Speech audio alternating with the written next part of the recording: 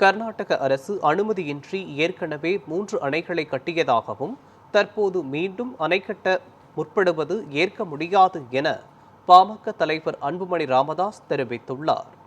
தருமபுரி மாவட்டம் பிலிகுண்டு பகுதியில் பேட்டியளித்த அவர் 5 கோடி மக்கள் நேரடியாகவும் மறைமுகமாகவும் காவிரியை நம்பியுள்ளதாக கூறினார். நம்ம காவிரியில படுகையில நின்றுட்டு இருக்கிறோம்.